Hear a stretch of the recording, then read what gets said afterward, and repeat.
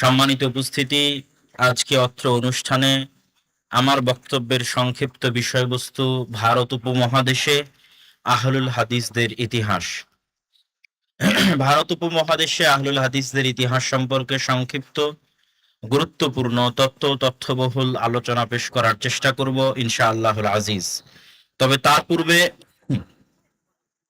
সাধারণত এবছর আমি মসজিদ ভিত্তিক দিন শিক্ষা কেন্দ্রিক যে দাওয়াতি সফর, সেটির বাইরে গিয়ে তেমন কোনো প্রোগ্রাম করিনি। আমাদের শ্রদ্ধেয় দিনী ভাই আব্দুল মমিন ভাই, যখন আমি স্পেন সফরে যাই, মুসলমানদের সেই ঐতিহাসিক জায়গাগুলো গ্রানাডা, কর্ডোভার মসজিদ, গ্রানাডার আলহামরা, সেগুলো সফরে তার ঐকান্তিক সহযোগিতা আমার স্মরণীয়। সেই দৃষ্টিকোণ থেকেই মূলত আজকে তার এই অনুষ্ঠানে এবং তার এই প্রোগ্রামে উপস্থিত হওয়া।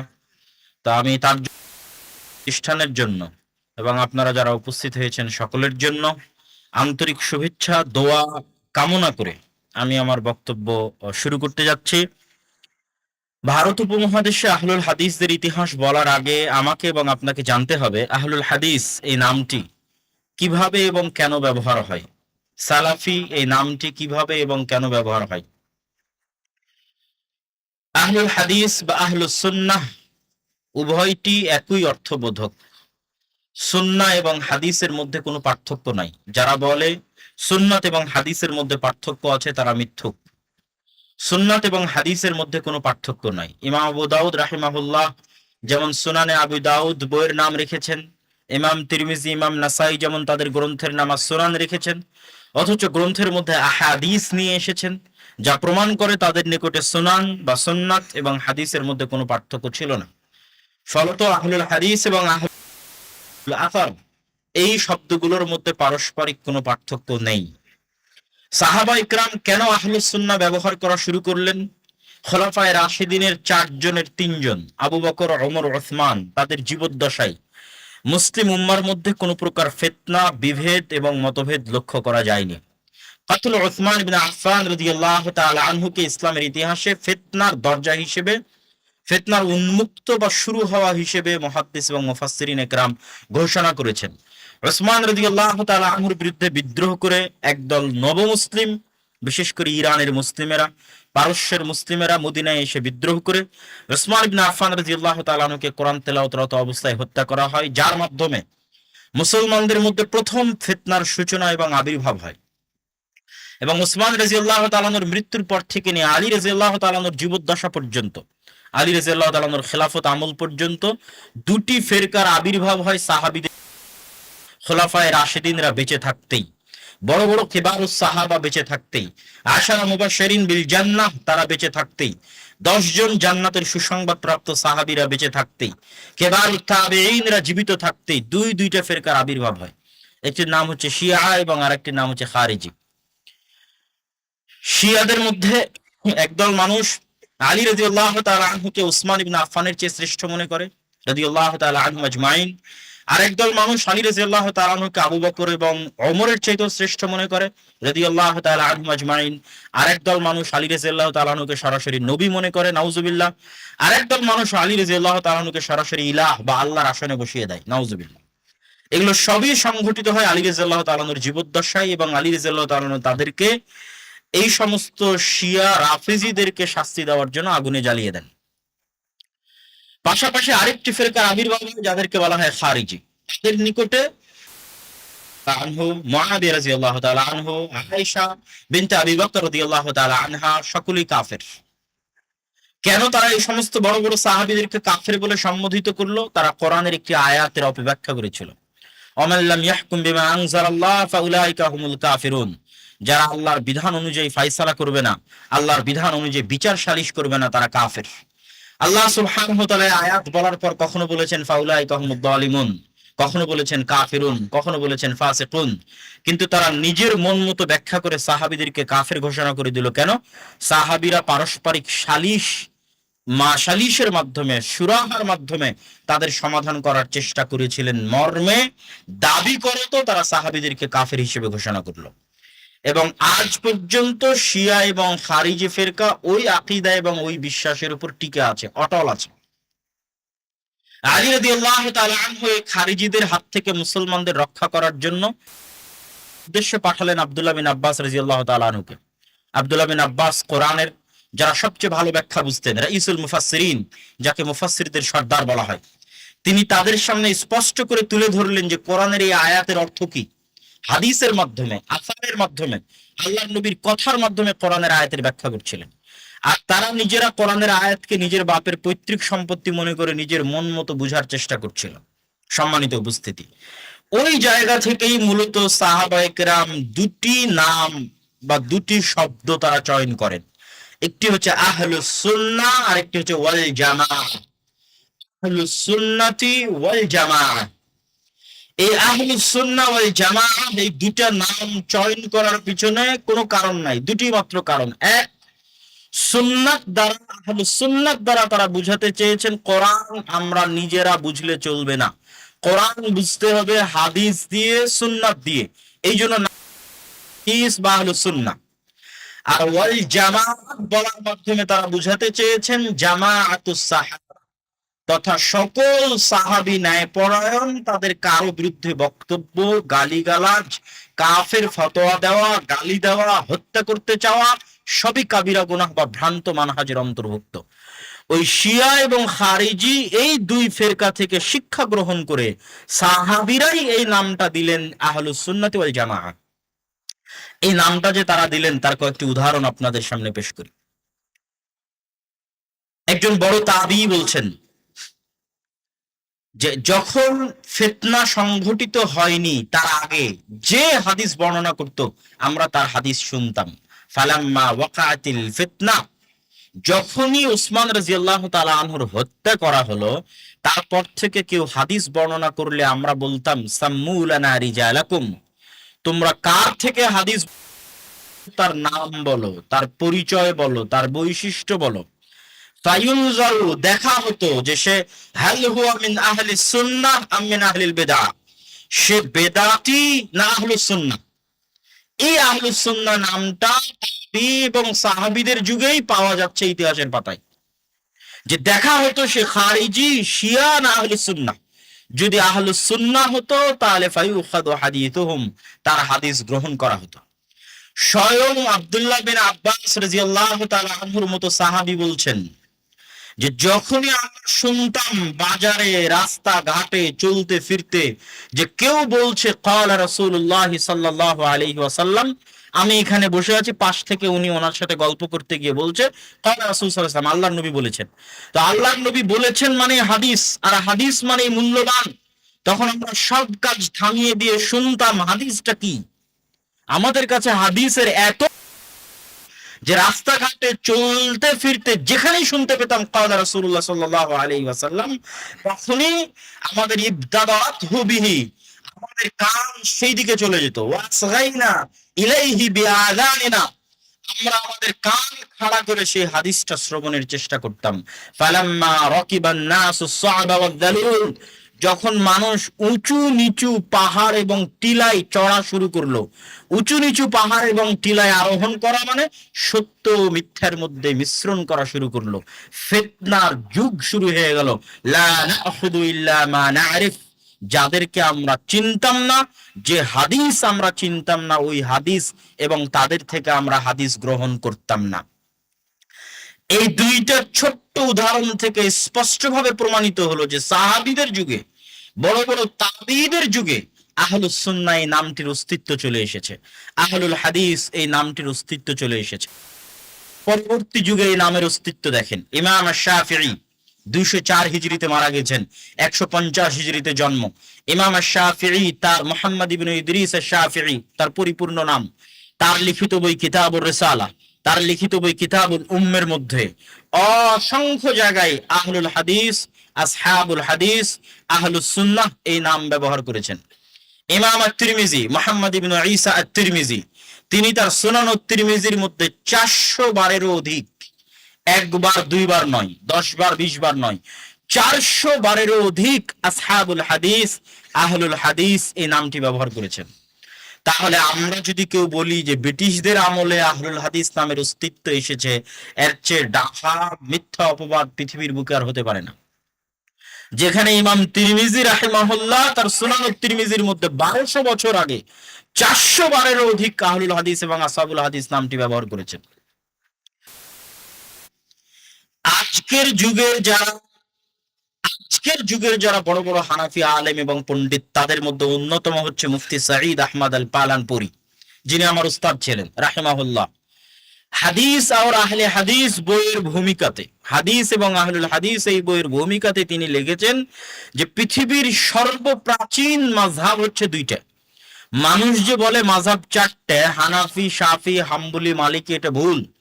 মাযহাব মূলত পৃথিবীতে দুটা, এবং এ কথাই সত্য যে মুহাক্কিক উলামায়ে কেরাম, অতীত যুগের ফুকাহায়ে কেরাম মাযহাব উল্লেখ করতে গিয়ে হানাফি, শাফি, হাম্বলি, মালিকি মাযহাবকে উল্লেখ করেনি, বরং বেশিরভাগই উল্লেখ করেছেন দুটি মাযহাবের কথা। একটির নাম হচ্ছে আহলুল হাদিস আর একটির নাম হচ্ছে আহলুর রায়। এটা মুফতি সাঈদ আহমদ পালানপুরি তার বইয়ের মধ্যে লিখে গেছেন। আহলুল হাদিস কে কে? ইমাম মালিক, ইমাম শাফিঈ, ইমাম আহমদ বিন হাম্বল, তিনজনই আহলুল হাদিস। আর ইমাম আবু হানিফা একাই হচ্ছেন আহলুর রায়। এবং এই কথার প্রমাণ আপনি কোথায় পাবেন? যদি ফিকহের কোনো গ্রন্থ পড়ার আপনার সুযোগ হয়, দেখার সুযোগ হয়, তুলনামূলক পর্যালোচনা করার সুযোগ হয়, তাহলে দেখবেন যে 50% মাসালায় এই তিনজন ইমাম একমত। বিদায়াতুল মুজতাহিদ খোলেন বা হানাফি মাযহাবের গ্রন্থ হেদায়া খোলেন, যদিও হেদায়াতে ইমাম আহমদ বিন হাম্বলের নাম নেওয়া হয়নি, কেননা অনেকেই ইমাম আহমদ ইবনে হাম্বলকে আবু বকর আল জাসসাস সহ অনেক বড় বড় হানাফি ইমাম আহমদ বিন হাম্বলকে ফকিহ মনে করেন না। ফলত তারা বেশিরভাগ ক্ষেত্রে শাফিঈ এবং মালিকি এই দুই ইমামের নাম ব্যবহার করেছেন। কিন্তু আপনি যদি জরিপ করেন তাহলে দেখবেন 50% মাসালায় এই তিনজন ইমাম, ইমাম মালিক, আহমদ বিন হাম্বল এবং ইমাম শাফিঈ একমত। আর এই 50% মাসালায় তাদের বিপরীতে একাই আবু হানিফা রাহিমাহুল্লাহ। এই জন্য পৃথিবীর সর্বপ্রাচীন মাযহাব দুটো, আহলুর রায় অথবা আহলুল ইরাক অথবা আহলুল কুফা, এটা একটা মাযহাবের নাম। আর আহলুল হাদিস অথবা আহলুল হিজাজ অথবা আহলুল মদিনা অথবা আহলুস সুন্নাহ অথবা আসহাবুল হাদিস, এটা হচ্ছে আরেকটা মাযহাবের নাম। এবং আপনাদের সামনে যদি আমি চিহ্ন এবং আলামত হিসেবে তুলে ধরি যে আজকের যুগে আপনারা তর্ক বিতর্ক করতেছেন হানাফি এবং আহলে হাদিস ভাইয়েরা কি নিয়ে? আপনারা তর্ক বিতর্ক করতেছেন রাফুল আদাইন করা নিয়ে, আপনারা তর্ক বিতর্ক করতেছেন সালাতে সূরা ফাতিহা পড়া নিয়ে, আপনারা তর্ক বিতর্ক করতেছেন জোরে আমিন বলা নিয়ে। আপনাদেরকে চ্যালেঞ্জ দিয়ে বলে গেলাম, এগুলো একটা মাসালাও আজকের যুগের মাসালা নয়, ব্রিটিশদের আমলের মাসালা নয়। আজকে আপনি আবিষ্কার করে মারামারি গন্ডগোল করতেছেন, এই মাসালা আজকের যুগের নয়। 1300 বছর আগে, 1300 বছর আগে এই মাসালার উপর মতভেদ হয়েছে, সাহাবীদের মধ্যে মতভেদ হয়েছে, তাবেঈদের মধ্যে মতভেদ হয়েছে, বড় বড় ইমামের মধ্যে মতভেদ হয়েছে। ইমাম বুখারী সেই যুগে খালফাল ইমাম, কিরাআতুল ফাতিহা খালফাল ইমাম, ইমামের পিছনে সূরা ফাতিহা পড়তে হবে এই মর্মে সম্পূর্ণ আলাদা বই লিখে গেছেন ইমাম বুখারী। তাহলে এই মাসালা মতভেদপূর্ণ কত বছর আগে ইমাম বুখারীর যুগে। ইমাম আত-তিরমিজি তার গ্রন্থের মধ্যে জোরে আমিন এবং আস্তে আমিন উভয় মাসালার দলিল এবং কে কোন মাসালার পক্ষে তার বইয়ের মধ্যে লিখে গেছেন 1300 বছর আগে, 1200 বছর আগে। ইমাম বুখারী রাহিমাহুল্লাহ রাফুল আদাইন সম্পূর্ণ আলাদা গ্রন্থ লিখে গেছেন সেই যুগে, এবং তার বইয়ের মধ্যে 25 জায়গায় ক্বালা বাযুন নাস বলার মাধ্যমে আহলুল কুফা বা আহলুর রায়ের মাযহাবের রদ করেছেন সেই কালে। তাহলে আজকে আমরা যেটাকে মনে করতেছি আজকের যুগের মতভেদ, এটা ভুল, এটা সত্য নয়। বরং এই প্রত্যেকটা মাসালায় মতভেদ হয়েছে 1200 বছর আগে, 1300 বছর আগে। এমনকি কিছু কিছু মাসালায় সাহাবীদের মধ্যে মতভেদ। আব্দুল্লাহ বিন ওমর রাদিয়াল্লাহু তাআলা আনহু, আবু হুরায়রা রাদিয়াল্লাহু তাআলা আনহু, আনাস ইবনে মালিক রাদিয়াল্লাহু তাআলা আনহু, যারা বেশিরভাগ মদিনায় দার্স দিতেন, মক্কায় দার্স দিতেন, আব্দুল্লাহ বিন আব্বাস রাদিয়াল্লাহু তাআলা আনহু, তাদের মাসালা একরকম। আর আব্দুল্লাহ বিন মাসউদ রাদিয়াল্লাহু তাআলা আনহু কুফায় দার্স দিতেন, তার কিছু মাসালা একরকম, এবং তার অনুসারী যারা কুফায় ছিল তাদের মাসালা একরকম। তো আজকের যুগে যদি কেউ এই দুই একটা মাসালা নিয়ে উল্লেখ করে বলে যে আহলুল হাদিসরা ব্রিটিশ আমলে তৈরি হয়েছে, তাহলে এটি ডাহা মিথ্যা অপবাদ। আহলুল হাদিসরা যেই মানহাজ বা যেই মাযহাব বা যেই ফিকহের উপর আমল করতে চায়, এটা ফিকহুস সালাফ, ফিকহ আহলিল হাদিস অনেক পুরাতন, 1200 এবং 1300 বছরের পুরাতন। সম্মানিত উপস্থিতি, আমি আমার আলোচনা দীর্ঘায়িত করব না, এবার সরাসরি চলে আসি ভারত উপমহাদেশে আহলুল হাদিসদের ইতিহাস। এটা আপনাদের জানা জরুরি। কি জন্য জানা জরুরি? এই জন্য জানা জরুরি, আমিও মদিনা ইসলামী বিশ্ববিদ্যালয় থেকে পড়েছি। আমার বাম পাশে শ্রদ্ধেয় শাইখ বসে ইসলামী বিশ্ববিদ্যালয় থেকে পড়েছেন। মদিনা ইসলামী বিশ্ববিদ্যালয়ে পড়াকে আমরা শারাফ মনে করি, সম্মান মর্যাদা মনে করি। কিন্তু কেউ যদি মনে করে যে মদিনা ইসলামী বিশ্ববিদ্যালয়ে পড়ে এসে মাদানি হয়ে সেই প্রথম এই দেশের মাটিতে তাওহীদের দাওয়াত দিচ্ছে, তাহলে সে আমাদের সালাফে সালিহিনের পরিশ্রমের একজন নিমক হারাম, নাশুকরিয়া আদায়কারী। সে যদি মনে করে যে মদিনা ইসলামী বিশ্ববিদ্যালয় থেকে পড়ে এসে মাদানি হয়ে আজকে প্রথম সে তাওহীদের কথা বলছে, তাহলে সে মিথ্যু। আজ থেকে 200 বছর আগে, 250 বছর আগে শাহ ইসমাইল শহীদ, যিনি 1831 সালের 6 মে বালাকোটের প্রাঙ্গণে শহীদ হয়েছেন, তিনি 200 বছর আগে বই লিখে গেছেন তাকবিয়াতুল ঈমান, তাওহীদের উপর, যার আরবি অনুবাদ হয়েছে রিসালাতুত তাওহীদ নামে। সুতরাং ভারত উপমহাদেশে আহলুল হাদিসদের ইতিহাস জানতে হবে। কেউ যদি মনে করে যে শুধুমাত্র মদিনা ইসলামী বিশ্ববিদ্যালয় থেকে সালাফি আকীদা এসে আজকে প্রচার হচ্ছে আর আমাদের কোনো অবদান নাই, তাহলে এই বিশ্বাস থেকে ফিরে আসতে হবে এবং জানতে হবে ভারত উপমহাদেশে আহলে হাদিসদের ইতিহাস। আপনাদের এই টাঙ্গাইল বলেন, বন্যা বলেন, কালীহাতি বলেন, এই অঞ্চলগুলো যদি 200-250 বছর থেকে আহলে হাদিস হয়, তাহলে আপনাকে আমি চ্যালেঞ্জ দিয়ে বলে গেলাম, শুধু এই টাঙ্গাইলের অঞ্চল নয়, ঢাকার বংশাল অঞ্চল বলেন, ঢাকার ব্রায়েত বলেন, বগুড়ার গাবতলী বলেন, রাজশাহী অঞ্চল বলেন, চাঁপাইনবাবগঞ্জ অঞ্চল বলেন, ঠাকুরগাঁ দিনাজপুর অঞ্চল বলেন, যেগুলোতে মোটামুটি 200 থেকে 250 বছর থেকে আহলে হাদিসরা বসবাস করছে, সঠিক আকীদা এবং তাওহীদের বিশ্বাস লালন করছে, এই প্রত্যেকটা জায়গায়, শুধু টাঙ্গাইল নয়, শুধু রাজশাহী নয়, শুধু বংশাল ব্রায়েত নয়, গোটা ভারত, পাকিস্তান, বাংলাদেশ, শ্রীলঙ্কা, মালদ্বীপ, নেপাল, ভুটান, আফগানিস্তানের যে কোনো অঞ্চলে আহলে হাদিসরা বসবাস করছে। আপনাকে জানতে হবে, আমি আব্দুল্লাহ বিন আব্দুর রাজ্জাক, আমার চ্যালেঞ্জ থাকলো, আপনাকে জানতে হবে যে ওই অঞ্চলে মিয়া কোনো না কোনো ছাত্র গেছিল। আমি আজকে আপনাকে এখানে চ্যালেঞ্জ করে গেলাম, শায়েখকে পাশে বসে রেখে বলে গেলাম, ইতিহাস খুঁজেন যে টাঙ্গাইলের বল্লা কালীহাতিতে মিয়া নাজির হুসাইন দেহলভীর কোন ছাত্র কোরআন এবং সহিহ হাদিসের দাওয়াত নিয়ে এসেছিল? মিয়া নাজির হুসাইন দেহলভীর কোন ছাত্র 100-150 বছর আগে তাওহীদের দাওয়াত নিয়ে এসেছিল? তাহলে আপনি যে দম্ভ এবং গর্ব করছেন, এটা চূর্ণ হয়ে যাবে। জানতে হবে ইতিহাস, যে ভারত উপমহাদেশের আলেম ওলামারা সঠিক আকীদা ছড়াতে কি অবদান রেখেছে। আপনি আজকে আকীদার দাস দিচ্ছেন। নওয়াব সিদ্দিক হাসান খান ভূপালী 300 বছর আগে ভারত উপমহাদেশের মাটিতে জন্মগ্রহণ করা ব্যতিক্রমধর্মী আলেম নওয়াব সিদ্দিক হাসান খান ভূপালী, যিনি 300-র অধিক বই আরবিতে লিখেছে ভারতের মাটিতে বসে। তিনি 300 বছর আগে আরবিতে আকীদার বই লিখে গেছে। তাকসুস সামার ফি আকীদাতে আহলিল আসার বইয়ের নাম, ভারতের মাটিতে বসে সালাফি আকীদার বই লিখেছে 300 বছর আগে। অতএব কথা বলার আগে হিসাব করে কথা বলতে হবে, কথা বলার আগে বিবেচনা করে কথা বলতে হবে যে আপনি কোন কোন কথা বলতেছেন, পূর্বপুরুষের ইতিহাস ভুলে গিয়ে কি বলতেছেন সেটা জানতে হবে। সম্মানিত উপস্থিতি, ভারত উপমহাদেশে আহলে হাদিসদের ইতিহাস আজকের নতুন ইতিহাস নয়। শাহ ওলিউল্লাহ মুহাদ্দিস দেহলভী, যিনি বাদশাহ আলমগীর, যার বাবা বাদশাহ আলমগীরের ফতোয়া বোর্ডের সদস্য ছিল, মাওলানা আব্দুর রহিম, শাহ ওলিউল্লাহ মুহাদ্দিস দেহলভী মূলত এই যুগে, এই যে আমরা যেই যুগের ইতিহাসটা বলতেছি তার পুরাতন ইতিহাস আছে, সেটা আমি আজকে লম্বা দীর্ঘায়িত করতে চাচ্ছি না, কিন্তু যেই যুগের ইতিহাস আমরা টানতেছি, এই যুগের শুরুটা মূলত শাহ ওলিউল্লাহ মুহাদ্দিস দেহলভীকে দিয়ে। দেহলভী বলা হয় দিল্লিকে, আরবিতে বলা হয় দেহলি। ওই দেহলি, দিল্লির দিকে অনুসরণ করে বলা হয় দেহলভী। শাহ ওলিউল্লাহ মুহাদ্দিস দেহলভী মানে দিল্লির মানুষ, দিল্লিতে বসে হাদিসের দাস দিতেন। তিনি জন্মগত হানাফি, আমল করতেন হানাফি মোতাবেক, কিন্তু দাস দিতেন আহলুল হাদিসদের অনুসারী হিসেবে। কলমে লিখে গেছেন আহলুল হাদিসদের অনুসারী হিসেবে। তার বই হুজ্জাতুল্লাহিল বালেগার মধ্যে রাফুল জোরে আমিনের কথা বলেন, 12 তাকবীর ঈদের সালাতের কথা বলেন, প্রত্যেকটা মাসালাই যেটা সঠিক সেটিকেই প্রাধান্য দিয়ে গেছেন। তার আল ইনসাফ ফি বায়ানি সাবাবিল ইখতিলাফ, এই বইগুলো পড়ে দেখেন। তাকলিদের উপর তিনি কি বই লিখে গেছেন সেগুলো পড়ে দেখেন। সেই কালে তিনি এই ভারত উপমহাদেশে যে জুমুদ ছিল, তাকলিদের যে গোড়ামি ছিল, এটার বুকে তিনি হাদিসের দার্সের মাধ্যমে সবচেয়ে বড় শক্তিশালী পারমাণবিক অ্যাটম বম নিক্ষেপ করেছেন। শাহ ওলিউল্লাহ মুহাদ্দিস দেহলভির পরে তার ছেলে শাহ আব্দুল আজিজ মুহাদ্দিস দেহলভি, যার একটি বই আছে বুস্তানুল মুহাদ্দিসিন, মুহাদ্দিসদের জীবনীর উপর, মুহাদ্দিসদের বইয়ের উপর সেই যুগে বসে, সেই কালে বসে এত তথ্য সমৃদ্ধ লিখনি দেখলে আজকের যারা মদিনা ইসলামী বিশ্ববিদ্যালয়ের কুল্লিয়াতুল হাদিস থেকে পড়ে আসছে, যেমন আমি, হতবাক হয়ে যেতে হবে যে আমরা আজকে মদিনা ইসলামী বিশ্ববিদ্যালয়ের কুল্লিয়াতুল হাদিসে যা পড়ছি 200 বছর আগে শাহ আব্দুল আজিজ মুহাদ্দিস দেহলভি বুস্তানুল মুহাদ্দিসিনের মধ্যে কিভাবে তা জমা করে গেল।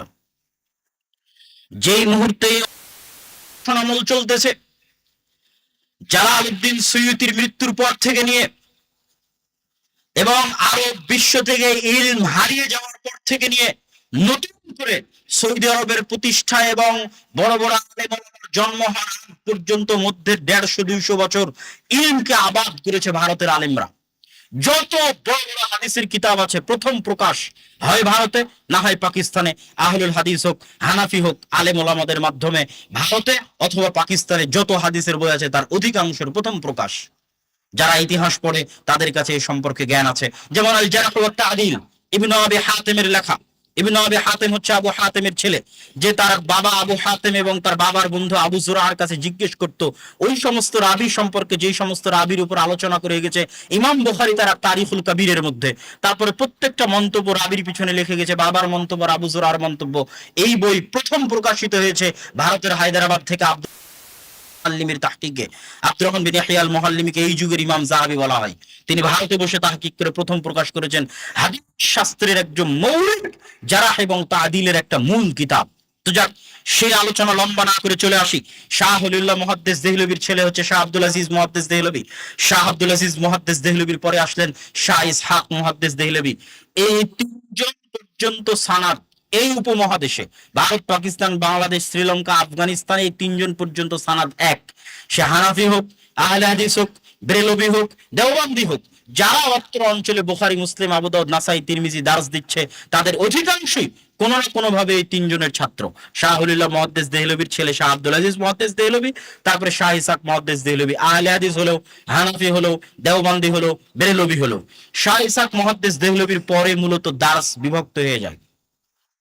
শাহ ইসহাক মুহাদ্দিস দেহলভির 2 জন ছাত্র, এই অংশ পর্যন্ত ইতিহাস একটু মনে রাখতে হবে।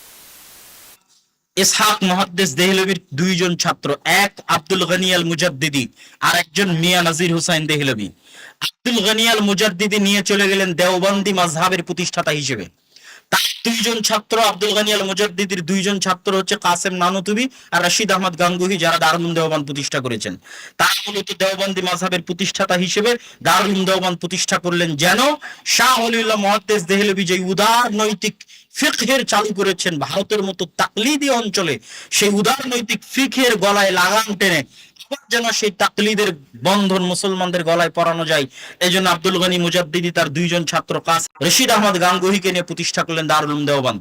আর মিয়া নাজির হোসাইন দেহলভি জামিয়া সালাফিয়া ডাঙ্গিপাড়া পাওয়া রাজশাহীতে গেলে দেখবেন যে মিয়া নাজির হোসাইন দেহলভির নামে আবাসিক ছাত্রাবাসের নাম দেওয়া আছে, যে মিয়া নাজির হোসাইন দেহলভি আবাসিক ভবন, শাইখুল কুল ফিলকুল মিয়া নাজির হোসাইন দেহলভি আবাসিক ভবন। কেন দেওয়া আছে?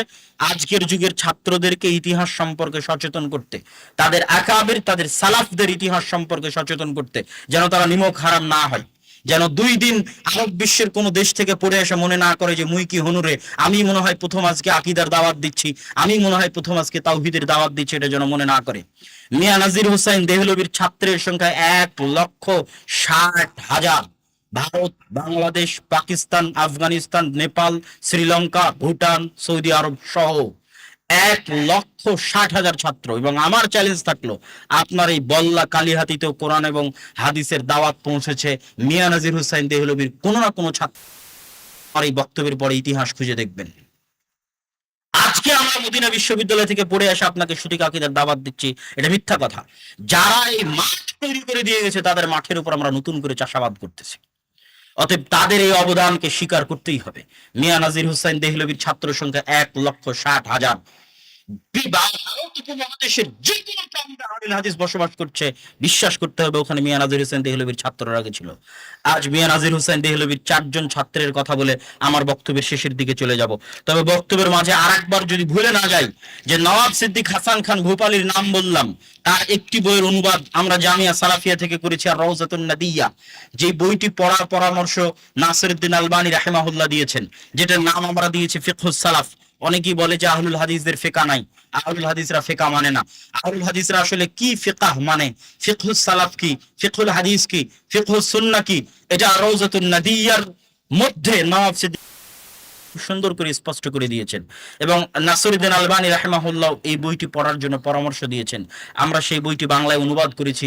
তাদের বই অনুবাদ করার পিছনে আমাদের কোনো উদ্দেশ্য নাই, দুটো উদ্দেশ্য। এক, ভারত উপমহাদেশের আহলুল হাদিস আলেমদের ইতিহাস সম্পর্কে জনগণকে জানানো, তাদের অবদান সম্পর্কে জনগণকে জানানো, এবং তারা কি ইলমি কারনামা আঞ্জাম দিয়ে গেছে 300 বছর আগে ভারতের মাটিতে বসে, আরবিতে এত দামি এত জ্ঞান সম্পন্ন বই লিখেছে, যা আমরা এখন এই যুগে এত উন্নত শিক্ষা লাভ করে করতে পারছি না। নাই, ওই আলেম আর জন্মই হয় না যে আলেম ভারত পাকিস্তান বাংলাদেশের মাটিতে জন্ম হয়েছিল সেই যুগে। তাদের আর 4 জনের কথা বলবো ওই ধরনের আলেমের। মিয়া নাজির হোসেন দেহলভী রাহিমাহুল্লাহ 4 জন ছাত্র, যাদের কথা বলে আমরা আমাদের বক্তব্য সামনের দিকে এগিয়ে নিয়ে যাব। 1, আব্দুর রহমান আল মুবারকপুরি। 2, শামসুল হক আল আজিমাবাদী। 3, আব্দুল্লাহ গাজীপুরি। 4, মাওলানা সানাউল্লাহ অমৃতসরী। আব্দুর রহমান আল মুবারকপুরি রাহিমা অনেক বই আছে, তার 2টো বইয়ের কথা বলি। 1, তুহফাতুল আহওয়াজি। শুধু ভারতের মাটিতে নয়, ভারত পাকিস্তান বাংলাদেশের মাটিতে নয়, সারা মুসলিম বিশ্বে সুনান তিরমিজির সর্বশ্রেষ্ঠ আরবি ব্যাখ্যা গ্রন্থ তুহফাতুল আহওয়াজি ভারতে জন্মগ্রহণ করা আহলুল হাদিস আলেমের লেখা। ভারত উপমহাদেশের মাটিতে জন্মগ্রহণ করা আহলুল হাদিস আলেমের লেখা ব্যাখ্যা গ্রন্থ, সমগ্র পৃথিবীতে তিরমিজির শ্রেষ্ঠ আরবি ব্যাখ্যা গ্রন্থ। এই অবদানের কথা আমাদের মনে রাখতে হবে। কি পরিমাণ হাদিসের জ্ঞান তাদের কাছে ছিল সেটা কোথায় গেলে বুঝবেন জানেন? শায়েখ বসে আছে, উনি বুঝতে পারবে। আরো যারা হাদিস সম্পর্কে জানেন তারা বুঝতে পারবেন। ইমাম তিরমিজি তার বইয়ের মধ্যে লেখে অফিল বাব, অফি হাজাল বাব, এই অধ্যায়ে আরো এই এই হাদিস আছে। ধরেন রাফুল ইয়াদাইনের অধ্যায়ে ইমাম তিরমিজি বলে দিল, একটা হাদিস উল্লেখ করে উনি বলে দিবেন যে এই অধ্যায়ে তথা রাফুল ইয়াদাইন অধ্যায়ে আরো হাদিস আছে আবু হুরায়রা থেকে, আব্দুল্লাহ বিন মাসউদ থেকে, আয়েশা থেকে, আনাস ইবনে মালিক থেকে। খালি সাহাবীদের নাম বলে গেলেন, কি হাদিস তা উল্লেখ করা নাই।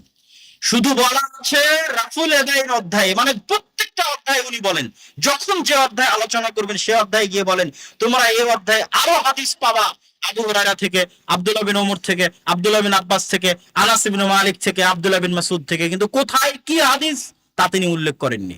সেই যুগে মাকতাবাতুশ শামিলা ছিল না, যখন তুহফাতুল আহওয়াজির লেখক তুহফাতুল আহওয়াজি লেখে তখন। অথচ ওই যুগে ওই প্রত্যেকটা হাদিস উনি খুঁজে বের করে উল্লেখ করে দিয়েছেন তার ব্যাখ্যা গ্রন্থের মধ্যে, যে এই হাদিসটা এখানে যে ইমাম তিরমিজি বলতেছে আব্দুল্লাহ বিন আব্বাস থেকে বর্ণিত হাদিস আছে, এই হাদিসটা মূলত দারাকুতনির এত নাম্বার অধ্যায়ের অমুক জায়গায় এই হাদিসটা তোমরা খুঁজে পাবা, হাদিসের ইবারত এই।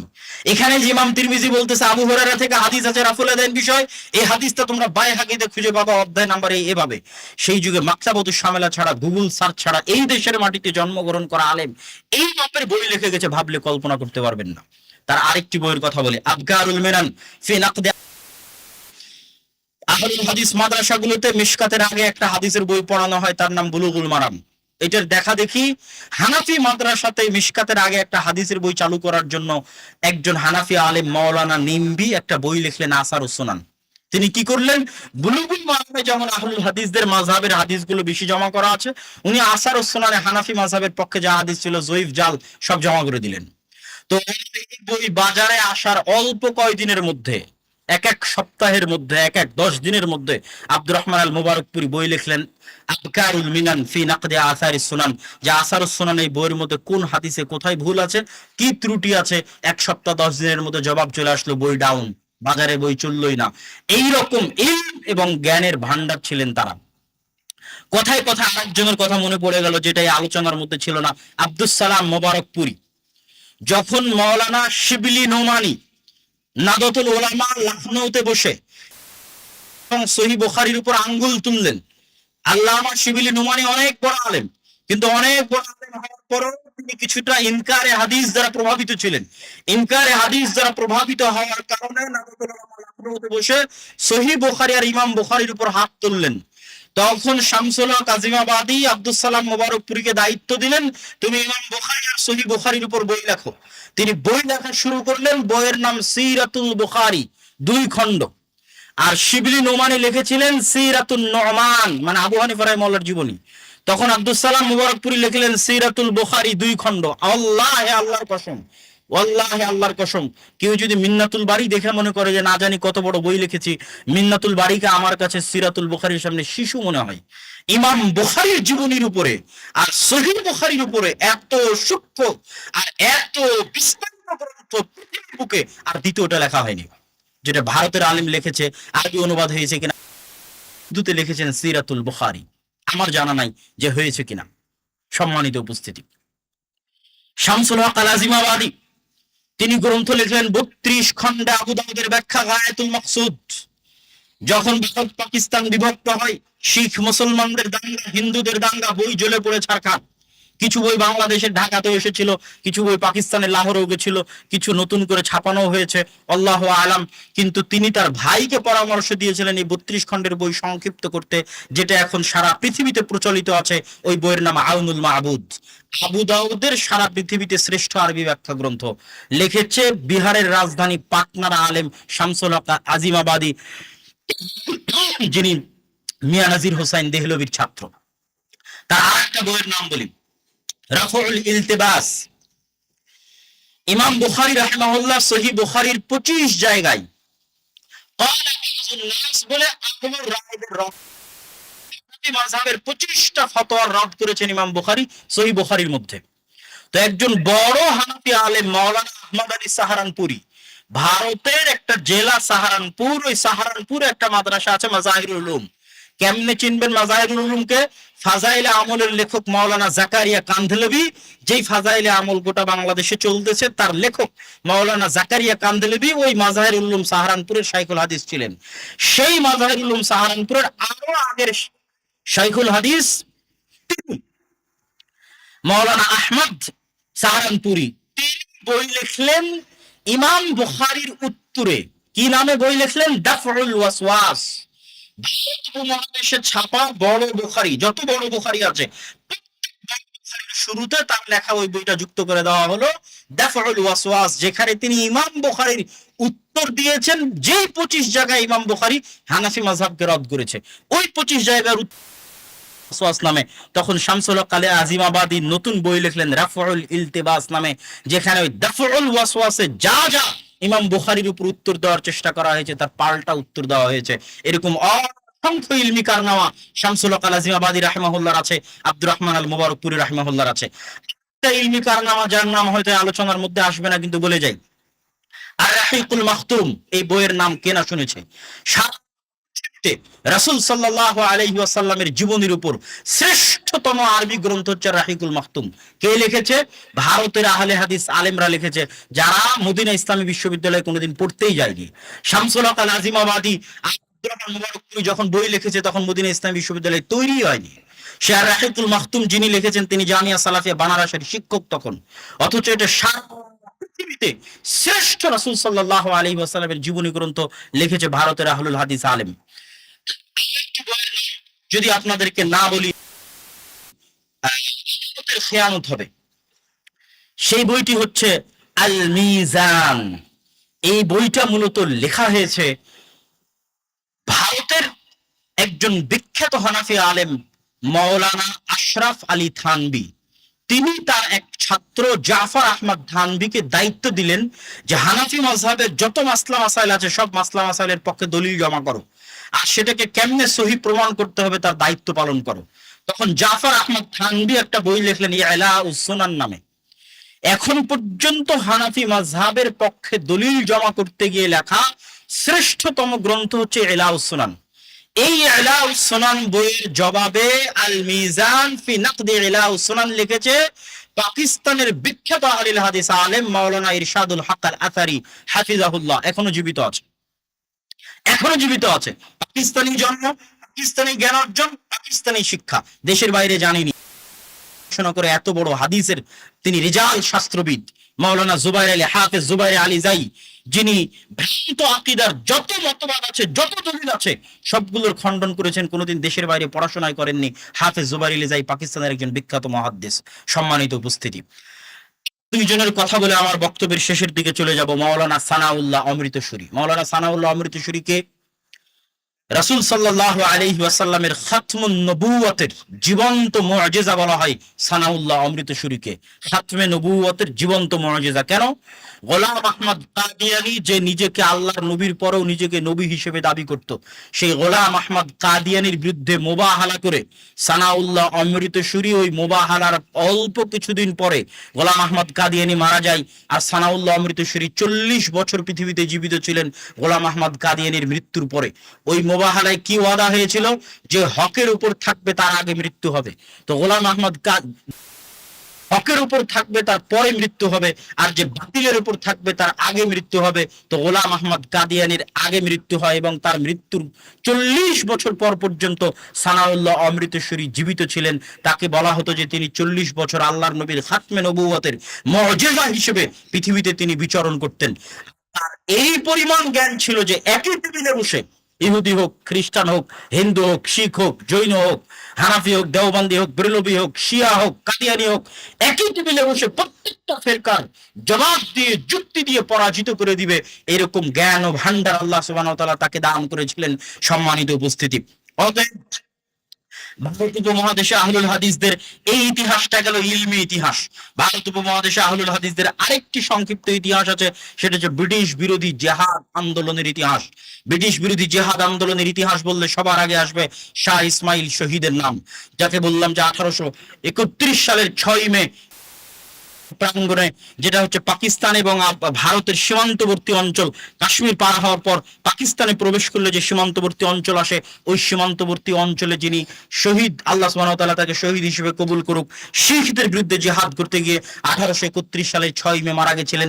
তারাই প্রথম যারা এই ভারত উপমহাদেশের মাটিতে ব্রিটিশদের বিরুদ্ধে জিহাদের ঘোষণা করেছিলেন, শাহ আব্দুল আজিজ মুহাদ্দিস দেহলভির ফতোয়ার উপর ভিত্তি করে।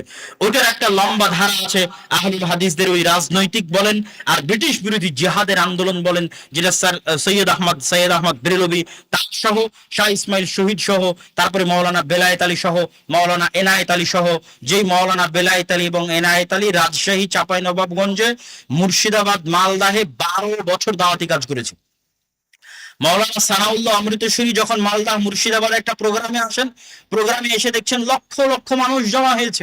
তিনি আশ্চর্য যে এত দূরে পশ্চিমবঙ্গে মালদা লক্ষ লক্ষ আহলে হাদিস কবে হলো। তো উনি একটা পত্রিকা লিখতেন আখবারে আহলে হাদিস নামে। ওই আখবারে আহলে হাদিস পত্রিকার মধ্যে তিনি লিখছেন, আমি ইতিহাস ঘেটে দেখলাম যে মাওলানা শাহ ইসমাইল শহীদের ছাত্র, সৈয়দ আহমদ বেরেলভির ছাত্র মাওলানা বেলায়েত আলী এবং মাওলানা এনায়েত আলী পাটনার সাদেকপুরি পরিবার, যারা ব্রিটিশ বিরোধী জিহাদ করত, তারা 12 বছর এই অঞ্চলে দিনের দাওয়াত দিয়েছে। এই জন্য আজকে রাজশাহী, চাঁপাইনবাবগঞ্জ, মুর্শিদাবাদ, মালদায় এত আহলে হাদিস। শাইখ পাশে বসে আছে, উনি জানে সেটা মাদ্রাসা মোহাম্মদিয়া আলিয়া যাত্রাবাড়ি হোক, আর নাজিরা বাজার হোক, আর পাঁচরুখি হোক, বেশি ছাত্র কোথাকার? সব উত্তরবঙ্গের। বেশি শিক্ষক কোথাকার? সব রাজশাহী, চাঁপাইনবাবগঞ্জের। বেশি আহলুল হাদিসদের মাদ্রাসা কোথায়? সব রাজশাহী, চাঁপাইনবাবগঞ্জে। কেন? এটা আজকে মদিনা ইসলাম বিশ্ববিদ্যালয় থেকে পড়ে এসে কোনো মাদানির দাওয়াতের ফসল নয়।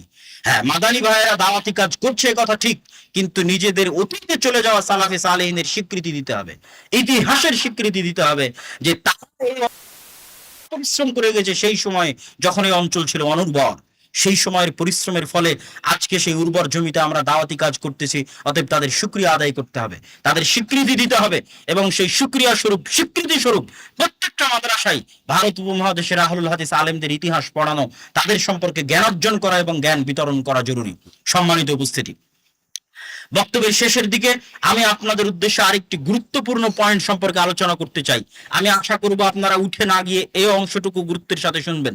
সেটি হচ্ছে মসজিদ ভিত্তিক দ্বীন শিক্ষা। মূলত আজকে আমার ইচ্ছা ছিল মসজিদ ভিত্তিক দ্বীন শিক্ষা সম্পর্কে আপনাদের সামনে আলোচনা পেশ করা, কেননা আমি এখন যেখানেই যাচ্ছি সেখানেই মূলত এই বিষয়টার উপর ফোকাস করে আলোচনা করার চেষ্টা করছি। আজকের মুসলমানেরা হচ্ছে এই যুগের বানু ইসরাইল। এইটা একটা নতুন টার্ম, নতুন পরিভাষা আমি ব্যবহার করতেছি, যে আজকের মুসলমানেরা হচ্ছে এই যুগের বানু ইসরাইল, কিন্তু এই কথার পিছনে দলিল আছে। আল্লাহ সুবহানাহু ওয়া তাআলা কোরআন মাজিদের মধ্যে, কোরআন মাজিদের প্রত্যেকটা আয়াত দামি, প্রত্যেকটা বাক্য দামি, প্রত্যেকটা বর্ণ দামি, প্রত্যেকটা হরফ দামি। সেই কোরআন মাজিদের মধ্যে বানু ইসরাইলদের ইতিহাস এত বিস্তারিত বলেছে, আর দ্বিতীয় কোন জাতির ইতিহাস আল্লাহ এত বিস্তারিত বলেননি। সামুদ বলেন, কওমে লূত বলেন, তাদের ইতিহাস এক দুই লাইনে শেষ করে দিয়েছেন। আর বনী ইসরাইলের ঘটনা বিস্তারিত বলতে থেকেছে, এই হলো এই হলো। বাকারা খুলেন, সূরা বাকারাতে বনী ইসরাইলের ইতিহাস দিয়ে আল্লাহ পরিপূর্ণ করে রেখেছে। কেন? কোরআনের মতো এত দামি গ্রন্থে কেন বনী ইসরাইলের এত বিস্তারিত ইতিহাস? একমাত্র জাতি হিসেবে বনী ইসরাইলের এত বিস্তারিত ইতিহাস কোরআনে আল্লাহ সুবহানাহু ওয়া তাআলা এই জন্যই উল্লেখ করেছেন, যেন মুসলমানেরা শিখতে পারে, কেননা মুসলমানেরাও একদিন বনী ইসরাইল হয়ে যাবে। কেন হবে? রাসূল সাল্লাল্লাহু আলাইহি ওয়াসাল্লাম হাদিসে বলেছেন যে তোমরা বনী ইসরাইলদের সাথে মিলে যাবে যেমন এক জুতার পাট আর এক জুতার পাটের সাথে মিলে যায়। যদি বনী ইসরাইলেরা 70 দলে বিভক্ত হয়, তোমরা তার চেয়ে বেশি দলে বিভক্ত হবে। বনী ইসরাইলের কোনো ব্যক্তি করে, তোমাদেরও কোনো ব্যক্তি তার মায়ের সাথে জেনা করবে, তোমরা হুবহু বনী ইসরাইলের সাথে মিলে যাবে। তাহলে বনী ইসরাইল কেমন? এবার 2-1 মিনিট কোরআনে দেখি যে বনী ইসরাইল কেমন, সংক্ষিপ্ত হবে।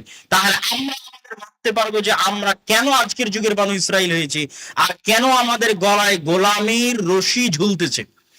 কোরআনের মধ্যে এক মিনিট দেখেন, চোখের সামনে বনী ইসরাইলরা দেখতেছে যে ফেরাউন ডুবে গেল, চোখের সামনে।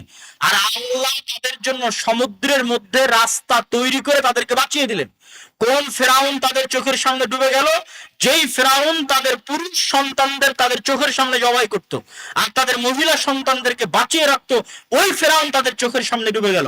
আর ওই ফেরাউনকে ডুবিয়ে দিয়ে আল্লাহ তাদের মতো গোলাম কওমকে সমুদ্রের রাস্তা তৈরি করে দিয়ে বাঁচিয়ে দিলেন। এই কওম সমুদ্র থেকে উদ্ধার হওয়ার পর, সিনাই মরুভূমিতে আসার পর মুসা আলাইহিস সালাতু ওয়াস সালামকে বলতেছিলেন, নুমিনা হাত্তা নারাল্লাহ জাহরা, হে মুসা তোমার আল্লাহর প্রতি ঈমান আনেন, তোমার আল্লাহকে সচক্ষে দেখতেছি, নাউজুবিল্লাহ। চোখের সামনে ফেরাউন ঘুরে যাওয়ার চাইতে বড় নিদর্শন আল্লাহর পরিচয়ের কি থাকতে পারে? চোখের সামনে সমুদ্র ফেলে রাস্তা তৈরি হওয়ার চাইতে আল্লাহর নিদর্শন আর কি থাকতে পারে? অথচ এই কওম মুসা আলাইহিস সালামকে বলল, না চোখে চোখে না দেখা পর্যন্ত তোমার আল্লাহর প্রতি ঈমান আনয়ন করব না। মুসা আলাইহিস সালাম 40 দিনের জন্য, ওয়াইদ ওয়া'আদনা মুসা 40 লাইলা, যখন মুসা আলাইহিস সালাম 40 দিনের জন্য তুর পাহাড়ে গেলেন, তখন তোমরা কি করলে? ইত্তাখাযতুমুল ইজল, তোমরা বাছুরের পূজা করা শুরু করলে। চোখের সামনে ফেরাউনকে ডুবতে দেখে, চোখের সামনে সমুদ্রকে দ্বিখণ্ডিত হতে দেখে তারা বাছুরের পূজা শুরু করলো, আল্লাহর সাথে শিরিক করলো। তাদের ওই মরুভূমিতে খাবারের ব্যবস্থা ছিল না, পানির ব্যবস্থা ছিল না, কেননা মরুভূমি, পাশে সমুদ্র, লবণাক্ত পানি খাওয়া সম্ভব নয়। وإذ استسقى موسى لقومه فقلنا اضرب بعصاك الحجر فانفجرت منه 12 عينا, যখন তোমরা মুসাকে বলেছিলে পানির ব্যবস্থা নেই, আমাদের খাবার পানির ব্যবস্থা করে দাও, তখন আমি মুসাকে বলেছিলাম, মুসা লাঠি দিয়ে পাথরে আঘাত করো, তখন পাথর থেকে 12টা ঝর্ণাধারা তৈরি হয়ে গেছিল। ইয়াকুব আলাইহিস সালামের 12 সন্তান ও তাদের পরবর্তী বংশধরের জন্য এই নিয়ামতের কথা তোমরা ভুলে গেছো। স্মরণ করো আরো একটি নিয়ামতের কথা, যখন মরুভূমিতে তোমাদের খাবারের ব্যবস্থা ছিল না, আমি আল্লাহ আসমান থেকে মান্না এবং সালোয়া দিতাম। মান্না সালোয়া কি? পৃথিবীর সবচেয়ে দামি মাশরুম, যারা প্রতি কেজির দাম 5 লক্ষ টাকা, সবচেয়ে দামি পাখির গোস্ত, এটাই হচ্ছে মান্না এবং সালোয়া, যা আসমান থেকে আসতো তাদের খাবার হিসেবে। কিন্তু তাদের উপর আল্লাহর এত বড় দয়া থাকার পরও তারা মুসা আলাইহিস সালামকে কি বলল? লান নাসবিরা আলা তুআমিন ওয়াহিদ, মুসা এই এক খাবার প্রত্যেকদিন ভালো লাগে না, তোমার আল্লাহকে বলো চাল ডাল পেঁয়াজ রসুন আদা পাঠিয়ে দিতে, এই এক খাবার আমাদের পছন্দ হয় না। তখন মুসা আলাইহিস সালাম বললেন, শোনো, আল্লাহর পক্ষ থেকে বললেন, শোনো, তোমরা যদি চাও যে তোমাদের এই ধরনের খাবারের ব্যবস্থা হবে, তাহলে আল-আরদুল মুকাদ্দাসা আল্লাতী, এই যে পাশে ফিলিস্তিন আছে, মরুভূমি পার হলে ফিলিস্তিন, উর্বর ভূমি, এখানে সিনাই মরুভূমি, আজও সিনাই মরুভূমি পার হওয়ার পরে ফিলিস্তিন, ফিলিস্তিন হচ্ছে উর্বর, জাইতুন আবাদ হবে, সবকিছু আবাদ হবে, যাও বিজয় করে আবাদ করো। ওখানে অন্য গোত্রের লোকজন আছে, আমাদের গোত্রের লোকজন আছে, বিজয় করে আবাদ করো। তখন বনী ইসরাইল কি বলল? ইযহাব আনতা রাব্বুকা ফাকাতিলা, মুসা আপনি আপনার আল্লাহকে যুদ্ধ করেন, আমরা এখানে বসে থাকবো, যুদ্ধ করতে পারবো না। আপনি যেদিন যুদ্ধ করে বিজয় হবেন, আপনি আর আপনার আল্লাহ মিলে সেই দিন আসবো। নাউজুবিল্লাহি মিন যালিক। কত বড় নিমক হারাম কওম হলে নবীর সাথে এই ধরনের ব্যবহার করতে পারে, অথচ তারা নবীর সন্তান। সবাই ইয়াকুব আলাইহিস সালাতু ওয়াস সালামের 12 সন্তান ও তাদের পরবর্তী বংশধর। তাহলে এবার আপনি প্রশ্ন করেন কেমনে তাদের চরিত্র এতটা বিকৃত হয়ে গেছে? কেন জানেন? ফেরাউনের 300 বছরের গোলামিতে, 200-250 বছরের গোলামিতে স্বাভাবিক মানুষের চরিত্র ধ্বংস হয়ে গেছে। এই জন্য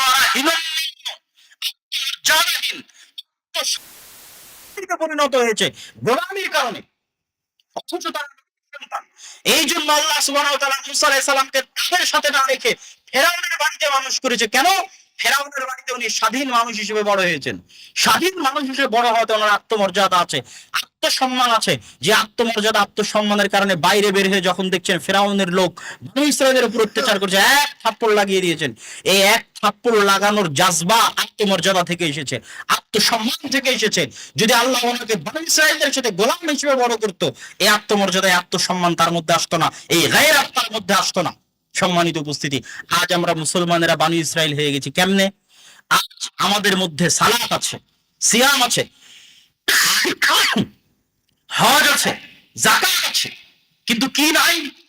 আমাদের নবী মুহাম্মদ সাল্লাল্লাহু আলাইহি ওয়াসাল্লামের উপর হেরা গুহায় কোরআন শান্তি, আমাদের নবী মুহাম্মদ সাল্লাল্লাহু আলাইহি ওয়াসাল্লাম সালাত, সিয়াম, হজ, যাকাতের বিধান আসার আগেই, আমাদের নবী মুহাম্মদ সাল্লাল্লাহু আলাইহি ওয়াসাল্লাম নবী হওয়ার আগেই জন্মগত সত্যবাদী, জন্মগত আমানতদার, জন্মগত ন্যায়পরায়ণ, জন্মগত চরম ব্যক্তিত্ব সম্পন্ন মানুষ, জন্মগত চরম আত্মমর্যাদা সম্পন্ন, আত্মসম্মান বোধ সম্পন্ন মানুষ। তার কাছে ওহী আসার আগেই তিনি সত্যবাদী, তার কাছে কোরআন আসার আগেই তিনি আমানতদার, তার কাছে কোরআন আসার আগেই তিনি হচ্ছেন ব্যক্তিত্ব সম্পন্ন। আমাদের কাছে কোরআন আছে, রাসূল সাল্লাল্লাহু আলাইহি ওয়াসাল্লামের বিধান অনুযায়ী আমরা হয়তো সালাত, সিয়াম, হজ, যাকাত আদায় করছি, কিন্তু ওই জন্মগত বৈশিষ্ট্যগুলো মানবিক গুণের মধ্যে নাই, যেগুলো 200-300 বছরের গোলামিতে আমরা হারিয়ে ফেলেছি, ধ্বংস করে ফেলেছি। আমি হাজি হলেও, আমি যেই টাকায় হজ করেছি এটা চরম দুর্নীতির টাকা ইনকাম করা। আমি হাজি হলে, আমি সালাত আদায়কারী হলেও, এই হাজি হলেও, সালাত আদায়কারী হলেও চরম আমানতের খেয়ানতকারী। শুধু তাই নয়, শুধু স্বাভাবিক পাবলিক নয়, মাদ্রাসায় যান, মসজিদে যান, ইসলামী সংগঠনে যান, যেখানে যাবেন সালাত আছে, সিয়াম আছে, হজ আছে, যাকাত আছে, কিন্তু আল্লাহর নবী জন্মগত যে সত্যবাদী ছিলেন কোরআন আসার আগেই, ওই সত্যবাদিতা নাই, ওই ন্যায়পরায়ণতা নাই, ওই আমানতদারিতা নাই, ওই ইনসাফ নাই। প্রত্যেকটা জায়গায় আদলের খেলাফ আছে, তথা আদলের বিপরীতটাই হচ্ছে অন্যায় পরায়ণতা। এই জন্য আল্লামা ইকবাল বলেছেন, সাবাক ফিরসে পড়, সাদাকাত কা, শুজাআত কা, আদালত কা। মুসলমানেরা নতুন করে শিখো সত্য বলা তোমাদের নবী মুহাম্মদ সাল্লাল্লাহু আলাইহি ওয়াসাল্লামের কাছ থেকে, নতুন করে শিখো আমানতদারিতা, নতুন করে শিখো ন্যায় পরায়ণতা। লিয়া জায়গা তুঝসে কাম দুনিয়া কি ইমামত কা। আল্লাহ তোমাদেরকে পুনরায় পৃথিবীর নেতৃত্ব দিবেন, কিন্তু এখন তোমরা যে অবস্থায় আছো, তোমাদের স্বভাব, চরিত্র আত্মমর্যাদাহীন, আত্মসম্মানহীন, নিমক হারাম, মিথ্যুক,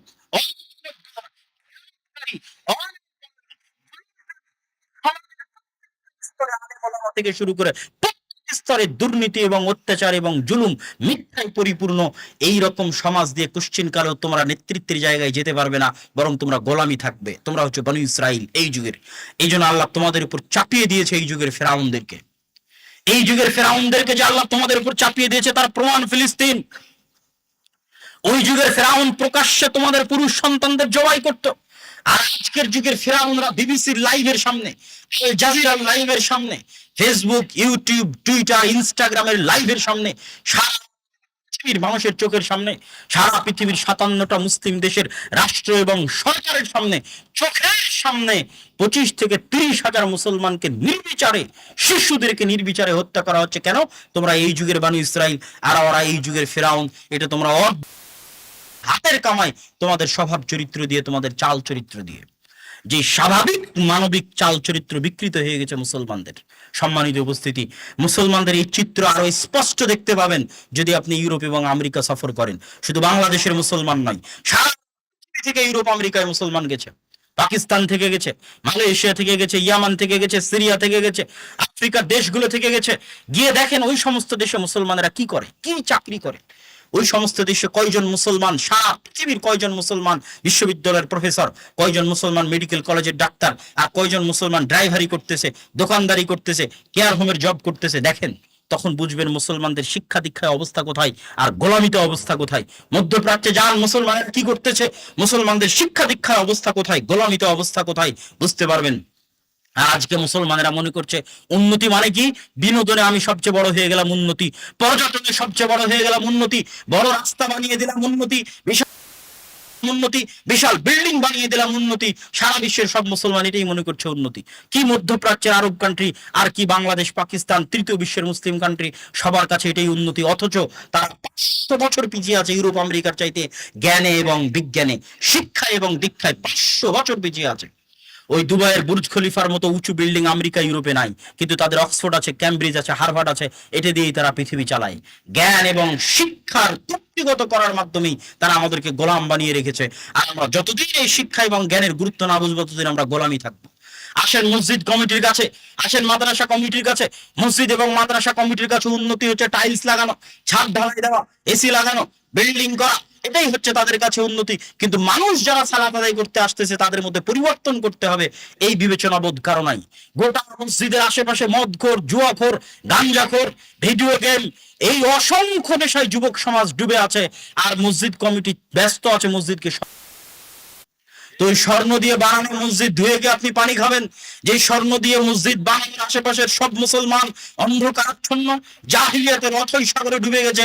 এই মসজিদে একদিন করোয়ার মসজিদের মতো পড়ে থাকবে, গ্রানাদার মসজিদের মতো পড়ে থাকবে। যেমন আমাদের আব্দুল মমিন ভাই বলতে পারবে যে স্পেনের যত গির্জা আছে প্রত্যেকটা গির্জায় মসজিদ, প্রত্যেকটা গির্জাতে মিনার আছে, মেহরাব আছে।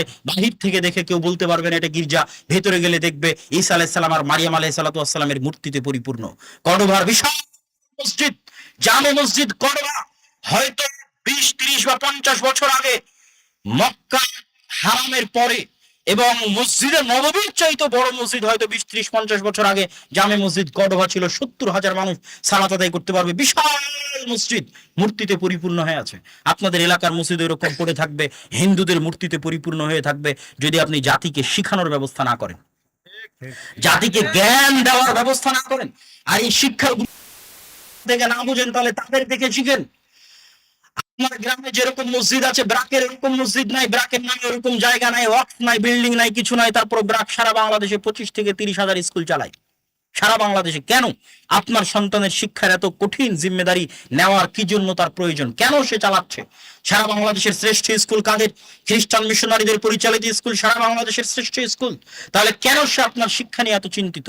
আর আমরা ব্যস্ত আছি কিভাবে বাহ্যিক উন্নয়ন ঘটাবো, অবকাঠামোগত উন্নয়ন ঘটাবো, অথচ শিক্ষায় আমরা সবচেয়ে পিছিয়ে আছি। আর চলমান যে শিক্ষা কারিকুলাম চালু হয়েছে, এই চলমান শিক্ষা কারিকুলামে প্রকাশ্যে মুসলমানের সন্তানদেরকে মুসলমানের দেশে, মুসলমানের স্কুলে, মুসলমান শিক্ষক দিয়ে মুসলমান সন্তানদেরকে বেহায়াপনা এবং বেলেল্লাপনার উন্মুক্ত দাস দেওয়া হচ্ছে। সংস্কৃতি শিক্ষার নামে, নাচ এবং গান শিক্ষার নামে নাচের শিক্ষক নিয়োগ দেওয়া হয়েছে, গানের শিক্ষক নিয়োগ দেওয়া হয়েছে। তাহলে সকল প্রস্তুতি সম্পন্ন প্রজন্মকে ধ্বংস করা হবে। তার বিপরীতে আপনার প্রস্তুতি কি? তার বিপরীতে অবশ্যই প্রত্যেক মসজিদে দ্বীন শিক্ষার ব্যবস্থাকে শক্তিশালী করতে হবে। সম্মানিত উপস্থিতি, কিন্তু আল জামিয়া সালাফিয়া উদ্যোগ নিয়েছে, আর দাওয়া ইলাল্লাহর মাধ্যমে, আর দাওয়া ইলাল্লাহ নামে উদ্যোগ নিয়েছে।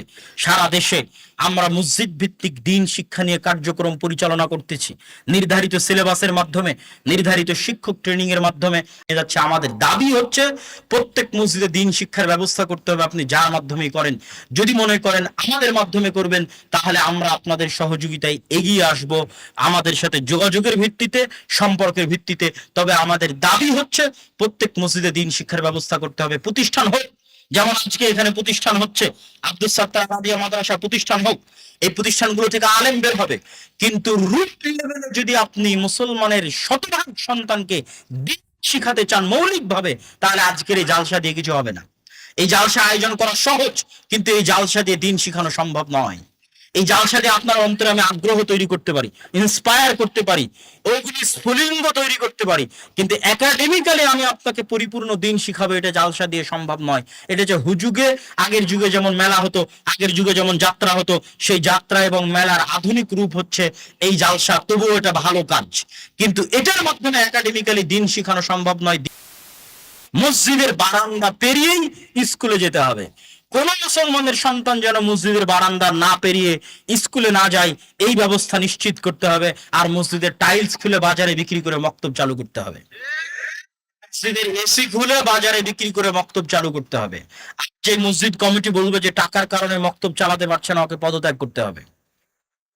আর যদি শিখতে না চান, তাহলে আপনারা একবার চেষ্টা করে ইউরোপ এবং আমেরিকা ঘুরে আসেন, তাদের দেখে আসেন যে তাদের কাছে শিক্ষার কি গুরুত্ব। আর আমরা জাতি হিসেবে শিক্ষাকে কোথায় নিয়ে গেছি। ট্রেনে চললেও দেখবেন যে 5-10 জন বই পড়তেছে, বিমানে চললেও দেখবেন 5-10 জন বই পড়তেছে। সে কাফের, সে মুশরিক, সাদা চামড়া, সে নন মুসলিম, তার গায়ে কাপড় নাই, তারপরে সে শিক্ষা দীক্ষা এগিয়ে। আর গোটা বাংলাদেশ ঘুরেন, কয়জনকে দেখবেন বই পড়ার জন্য, আর কয়জনের সম্পর্ক দেখবেন বইয়ের সাথে পাবেন না। তারা শিক্ষায় কুক্ষিগত করে রেখেই আমাদেরকে শাসন করতেছে, আর আমরা শিক্ষায় পিছিয়ে থেকেই।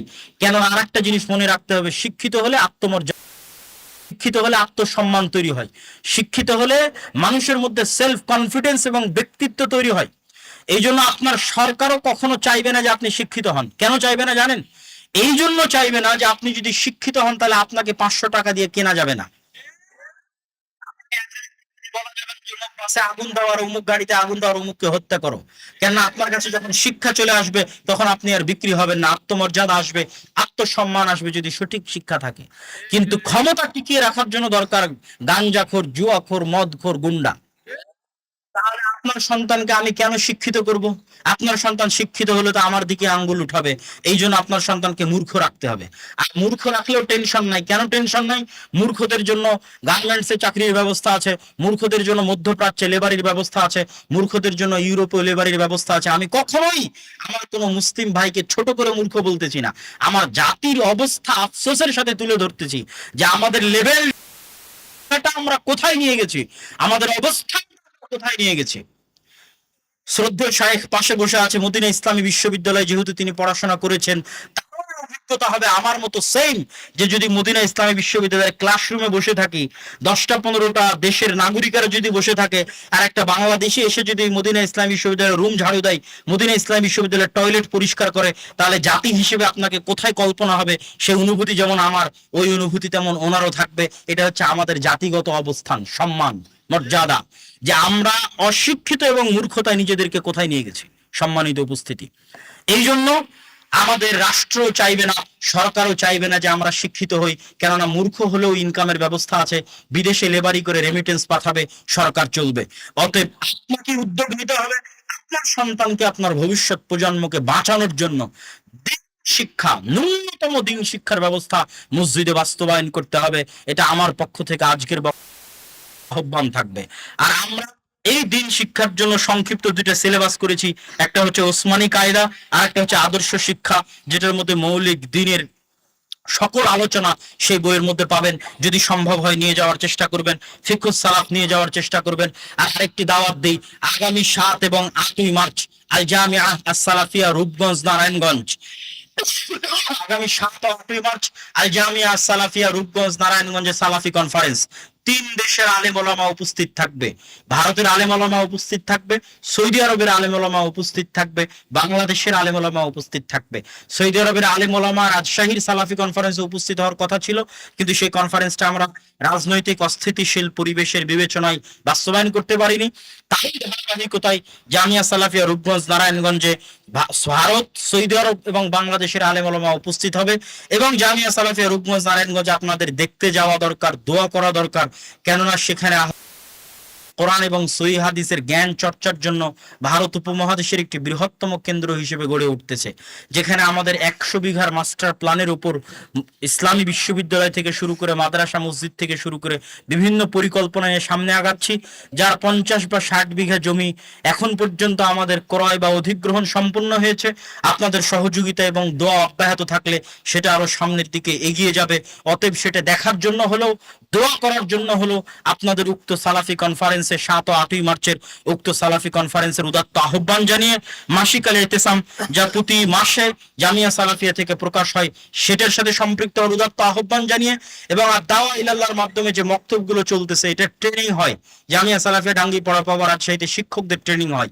আমাদের 3য় ব্যাচের ট্রেনিং এখন রানিং জামিয়া সালাফিয়া ডাঙ্গিপাড়াতে চলতেছে। এর আগে 2য় ব্যাচ, তার আগে 1ম ব্যাচের ট্রেনিং সম্পূর্ণ হয়েছে। আপনাদের পক্ষে যেভাবে সম্ভব হবে মসজিদ ভিত্তিক দিন শিক্ষার উক্ত কার্যক্রম জামিয়া সালাফিয়ার জন্য দোয়া করে সালাফি কনফারেন্সে উপস্থিত হওয়ার উদাত্ত আহ্বান জানিয়ে আমি আমার আজকের সংক্ষিপ্ত বক্তব্য এখানেই শেষ করছি।